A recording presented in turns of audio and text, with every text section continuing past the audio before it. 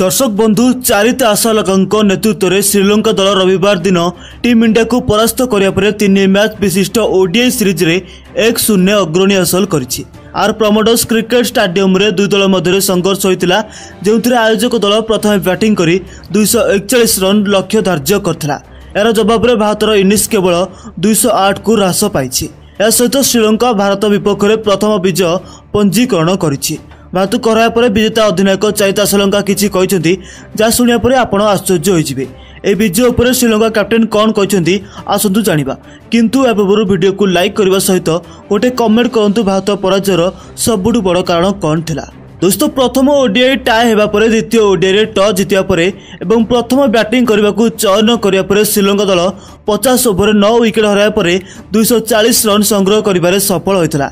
अभिषेक Fernando एवं cumin Mendis को 40 run innings जोगु Sri Lanka ए score करिबारे सफल होइतला। यार उत्तर भारतीय बैट्समैन माने संघर्ष करथिबार देखिबाकू मिलितला।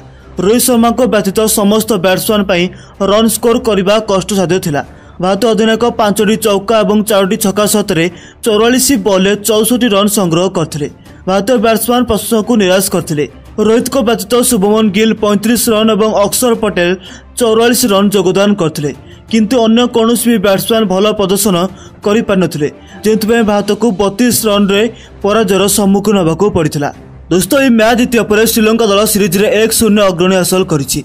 आसंतु आपन कहबा जे प्रथम मैच दुई दल मध्य एक टाई होइतिला, तेणु जदि भारत को सीरीज बंचाइबाकू पड़िबो तेबे कौनसी मूल्य रे तृतीय मैच को जितिबाकू पड़िबो। दोस्तों, भारत विपक्ष में विजय पंजीकरण करिया परे श्रीलंकार अधिनायक चारित आशालंका कहिथिले जे वर्तमान पर्यंत जड़े बैट्समैन भाव में प्रदर्शन करि पार नांती, किंतु वर्तमान तांकु रन स्कोर करबाकू पड़िबो। आशालंका कहिसेंती 240 स्कोर रे आमे खुशी थिलु एवं यह एक भल स्कोर बोली आमे अनुभव करथिलु। भांडर्स को भल प्रदर्शन परे आमे उपरे आम उपरे चाप बहुत कमी जाइथिला। से चमत्कार बोलिंग रो प्रदर्शन करथिले, किंतु यह एक मुंड बिंधार कारण जे सेनापति भाव में मु सेही प्रकार भल प्रदर्शन करि पार नाही, मु रन स्कोर मध्य करि पार नथिली। भांडर्स को यह एक अविश्वसनीय बोलिंग प्रदर्शन थिला। जेते बेले से बोलिंग करबा को आस्थिले सेते बेले से बहुत चमत्कार बोलिंग करी 6 जन महान भारतीय बैट्समैन को आउट करदेले।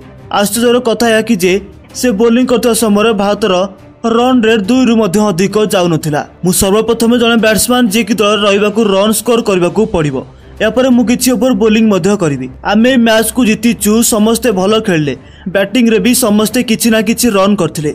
बोलिंग रे मध्य भांडर्स अति उज्जवल बोलिंग रो प्रदर्शन देखाइथिले। आशा करूछु शेष मैच रे आमे विजय हासिल करी सीरीज को जीतिबु एवं टी20 सीरीज रो भारतर बदला मध्य नेबु। तबे दर्शक बंधु, आपन कोन लागुची कौन शेष मैच रे टीम इंडिया को परास्त कर श्रीलंका सीरीज को जीतिबाकू जाउछि कि? आपन को राय नियति भाव में गोटे कमेंट करी आमको जणातु एवं एहिपरि क्रिकेट खबर पाई हमर चैनल क्रिक टाइम ओडिया को सब्सक्राइब करी बेल आइकन को प्रेस कर दियंतु।